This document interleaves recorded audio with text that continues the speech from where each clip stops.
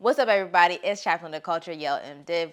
Here we talk about faith, culture, experience, and we make that hoe dance. Now, I did want to talk because Gloria Hallelujah finally replied back to her sister, Scarface Woods, a.k.a. Brorilla, a.k.a. Studrilla, a.k.a. Victoria Woods.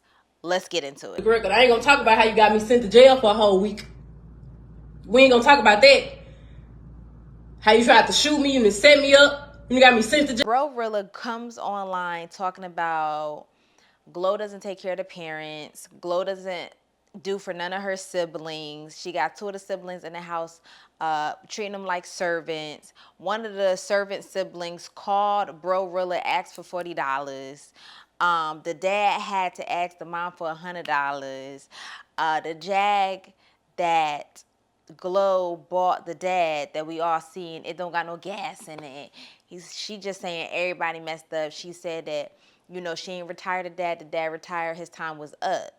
Mom, she didn't retire. Mom still work at FedEx, okay? So finally, and then she just started talking about, you know, you talking about the struggle, whoop-de-woo. You got friends around you that's not really your friends, and, you know, you doing for them, blase, blase. So, you know, how did the friends obligated, but, you know, I'm not. I love the way she misuses obligated, because it's so effortless, because it's like, yeah, I'm obligated if they obligated, when really, you know, the question is Glow obligated? But I digress. She bought my dad a motherfucking Jaguar just to look good, and that man broke as hell with a house full of roaches in South Haven. And yes, my mama still working at FedEx. You got Rambo riding in nice cars. That's not our cousin. He riding in nice motherfucking cars. You damn right I'm obligated to something. And then after all these antics, right, you go on this rampage, and then you start flexing with all of this money you made. All of this money you made. And like Glorilla said, you could continue. She better than me, because I would have called everybody. I would have called everybody that gave you money and be like, you could forget ever collabing with me if you ever give her another dime. If you ever give her another dime, you will never collab with me. But she was saying, it's cool as long as you don't say nothing negative about me. But she did say, I'll never get you nothing. So make sure you use my name. Make sure you do whatever you need to do. Because I'll never give you, because of all of this right now, I'll never give you nothing. And I don't blame her.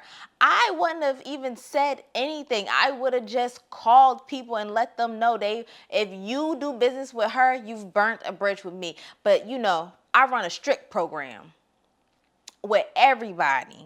Saw the big one, not the little one. She wanna ride the wave, she like how I'm surfing. And so when I seen her posting all her money, it just made me feel like, in what world is it cool to flex with money that you publicly begged for? Something really needs to be said for how poor people are harmed and oppressed by capitalism. Complain about lacking basic survival resources, causing them to be hungry, go without proper clothing, footwear, and possibly hygiene, talking about you was about to eat a roach. And after being impacted by all of this harm from the top, right? Because if the top didn't have excess, the bottom wouldn't experience lack. But the girls aren't ready for that conversation. After you endure the harm of that stomach hitting that back, these people still desire to participate in the flossing, flexing, stunting, and cavalier opulence that creates the circumstances for their poverty. Excess creates scarcity, unlimited profits, privatizing natural resources, and concentrating power amongst the already rich and powerful equates to 10 innocent children with no beds, no food, and less than stellar education. But instead of denouncing the system, we want to be a part of it and just be on the other side. We want to be on the top of the hierarchy, not making the connection though. Make the connection. That is the top part of the hierarchy that extracts wealth from everyday families by keeping wages low and expenses high. So now you flossing with the money that you beg for, also not making the connection that the system is impressed, right? Because you're doing this for clout. You're trying to impress people, but people aren't impressed by you begging for money. They're impressed by perceived individualism, the bootstrap mentality. So you can't floss with charitable donations. That's not giving what you thought it gave, handsome. But instead of Brorilla selling out her sister for clout, she did have other options. There was other choices that could have been made.